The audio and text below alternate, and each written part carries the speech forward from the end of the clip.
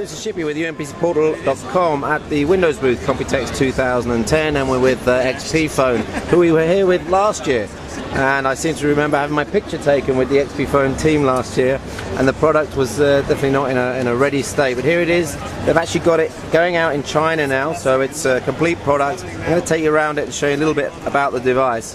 So, as we know, kind of 4.8-inch resistive touchscreen in a slider form factor. I'll show you a bit more about the keyboard in a minute, but let's just take you around the device, because this is basically a PC. It's running embedded XP, power button. This is probably a battery release button, and then on the top we've got SD card slot.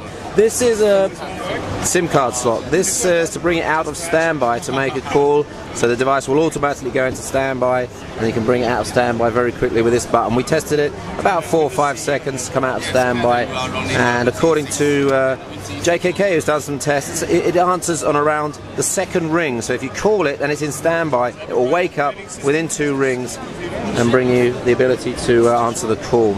Carrying on there, here's volume up and down, exhaust port, power, VGA through a dongle, and USB and headphone socket, 2.5mm headphone, normal USB 2 there.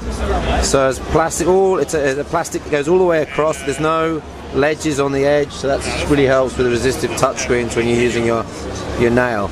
And it's an earpiece, and I guess there's a microphone down here at this end as well.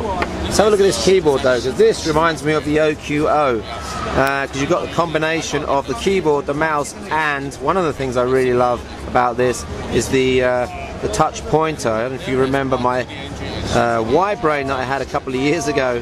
This is one feature that I really liked. It allows you to hold the device without having to take one hand off and use the touchscreen. You can actually use it, and it's actually really, really good and solid to hold. You can get some good typing done, and of course, using the menu, selecting is just totally second nature if you're coming from Windows. So yeah, that's really good. Mouse button, numeric pad on the right with the function keys. We've also got shortcuts here for GPS. There's a GPS inside it. Wi-Fi, Bluetooth on, off. Screen rotate is here. Sorry.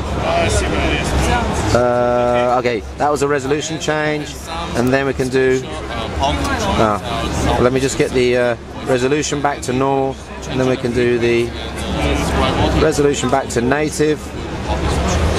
He says, is that native? No. This is 800 by 480, right? Yeah, okay. Now we can do the rotate, and there you go. There's your ebook reader. 800 by 480, yeah? Okay, so maybe not perfect for portrait mode web, but certainly in the landscape mode, that's fine. And the AMD processor inside. This is a Geode, I understand, LX900 probably, 500 or 600 megahertz. Has really good 2D performance on this, and actually quite good battery life. It's a processor from a few years ago, but if you actually look at some of the new processors now, they have a very similar architecture and 2-chip design like the Geode in here. So battery life, 5 to 6 hours, 4 hours talk time, 4 hours video playback time, and the weight, I think,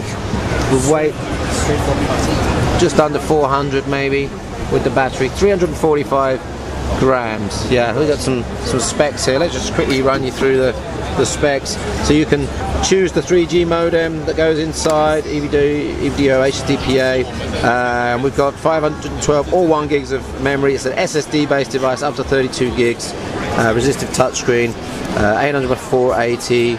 Of course, you've got the VGA out as well, Wi-Fi. Yeah, all looking good. There's a camera in there as well. So, yeah, come along in a long way since we saw it last year.